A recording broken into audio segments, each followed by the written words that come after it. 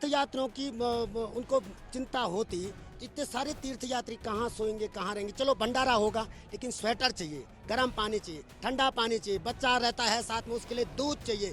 उनकी फिक्र बिल्कुल भी नहीं है। उन्होंने ये रास्ता, भगवान का जो मेन रास्ता था, भगवान के मुख का रास्ता, भगवान के मुख का रास्ता बेमुख कर दिया। वो रास्ता जहाँ से भगवान बाबा केदारनाथ जी की डोली आती है, फोर्स था कि पहले बाबा केदारनाथ की यात्रा की जाए, लेकिन उसको दरकिनारा करके यहाँ पे जो मूलभूत सुविधाएं हैं वो भी अभी केदारनाथ में नहीं है। यहाँ पूजा पाठ से, मंदिर से, सारी व्यवस्थाएं, भोग से, तमाम सारी चीज़ों को हम ही देखते हैं। हमारे पास धर्मशालाएं, हम सब कुछ जैसे एक मेहमान की तरह होते, जैसे किसी बाप के घर बेटी की शादी में जो मेहमान आते हैं, उस प्रकार से हम मेहमानों के साथ, अपने तीर्थयात्रियों के साथ व्यवहार करते हैं। वो व्यवहार आज नहीं हो पा रहा है। केदारनाथ धाम में पुनर्निर्माण कार्य चल रहे हैं और आप मेरे पीछे यहाँ पर देख सकते हैं, यहाँ से ये धर्मशाला यहाँ पर थी जो कि काफ़ी तोड़ दी गई है। यहाँ पर काफ़ी टूट फूट के आपको तस्वीरें यहाँ पर आप देख सकते हैं।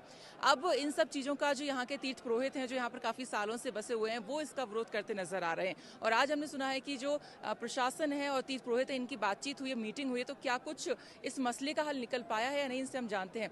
संतोष तिवारी जी हमारे साथ हैं। संतोष जी, हम देख रहे थे कि प्रशासन के साथ आपकी मीटिंग चल रही थी, तो क्या कुछ रहा?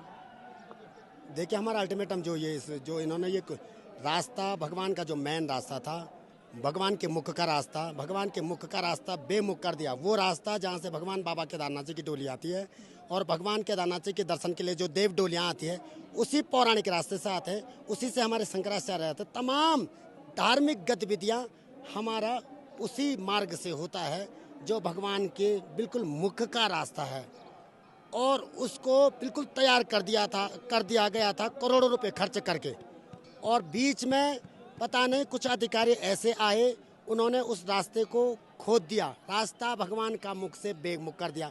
हमने अल्टीमेटम दिया, भाई ये सब व्यवस्थाएं, अभी तो हम यात्रा देखेंगे, यात्रियों की व्यवस्था करेंगे, क्योंकि बाबा केदारनाथ में आने वाले तीर्थयात्रियों की संख्या दिन प्रतिदिन बढ़ रही है और लाखों में यहाँ संख्या अभी तक रजिस्ट्रेशन हो चुके हैं। तो हमारा एक फोर्स था कि पहले बाबा केदारनाथ की यात्रा की जाए, लेकिन उसको दरकिनारा करके यहाँ पे जो मूलभूत सुविधाएं हैं वो भी अभी केदारनाथ में नहीं है।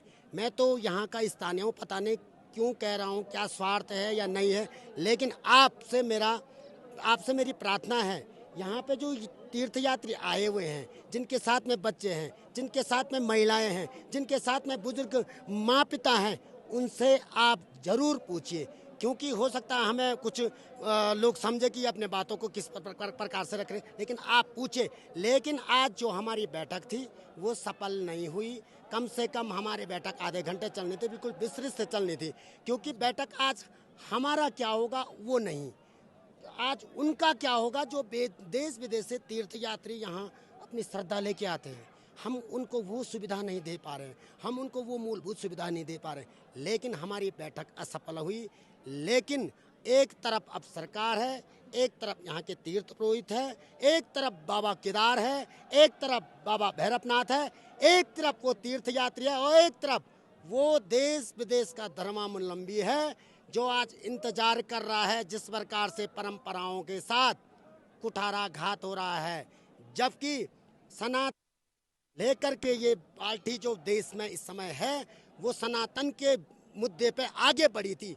लोगों ने बढ़ चढ़ करके इनको बिल्कुल आगे बढ़ाया, लेकिन आज जितने खतरे में सनातन धर्म आज दिखाई पड़ रहा है केदारनाथ में, वो हमने कभी भी नहीं दिखा, जितना मुझे अपना अनुभव है। क्या कहा शासन की तरफ से, क्या कह रहे हैं, मतलब ये इसको लेके क्या कोई हल निकल पाएगा, नहीं निकल पाएगा, क्या रहेगा? हल देखिए ना, हल नहीं निकल पाएगा। कैसे निकल पाएगा? अगर उनको तीर्थयात्रियों की चिंता होती, तीर्थयात्रियों की उनको चिंता होती तो इतने सारे तीर्थयात्री कहाँ सोएंगे, कहाँ रहेंगे। चलो भंडारा होगा, लेकिन स्वेटर चाहिए, गर्म पानी चाहिए, ठंडा पानी चाहिए, बच्चा रहता है साथ में, उसके लिए दूध चाहिए। उनकी फिक्र बिल्कुल भी नहीं है। उनकी फिक्र न करते हुए इसीलिए तो हमारे साथ वार्ता नहीं करी। उनके पता नहीं मन में क्या है, स्पष्टता करनी चाहिए। हम इनके साथ जो यहाँ आए हुए हैं, हम यहाँ से क्या मैसेज दे के जाएंगे? हम 2013 का मैसेज क्या तीर्थ यात्रियों को देना चाहते हैं? हम क्या कि यहाँ से तीर्थ यात्री एक अच्छा दर्शन करके चले जाए, भगवान का आशीर्वाद लेकर के चले जाए, ये हम चाहते हैं। लेकिन स्ट्राइक यहाँ पे जो बंद है सिर्फ हम लोगों का है, जबकि दर्शन वगैरह सब बिल्कुल सुचारू रूप से यहाँ पे चल रहा है। लेकिन नीचे ये भी खबर है कि वहाँ पे दर्शन नहीं हो रहे। लेकिन मैं अभी आपके चैनल के माध्यम से सारे देश विदेश वासियों को कहना चाहता हूँ, दर्शन आम जैसे होते थे, दर्शन के लिए किसी को कोई बंद नहीं है। लेकिन जो हमारा सहयोग शासन प्रशासन के लिए होता था, आज से नहीं, पीढ़ी दर पीढ़ी से आज वो सहयोग हमारा नहीं है। लेकिन हम सहयोग करने के लिए फिर भी तैयार है, लेकिन सरकार को ज़रूरत नहीं है। तो हम सुन रहे थे कि केदार घाटी आज बंद करेंगे, ऐसा कुछ सुनने में आ रहा था, तो आज क्या स्टेटस है, क्या करने वाले हैं? आज मैंने कहा आपसे, जो भी हमारा सहयोग होता है, लगभग सरकार का काम यहाँ पे बिजली पानी सुचारू रूप से करना होता है। उसके बाद वो अपना चले जाते हैं। उसके बाद सारी गतिविधियाँ पूजा पाठ से, मंदिर से, सारी व्यवस्थाएं, भोग से, तमाम सारी चीज़ों को हम ही देखते हैं।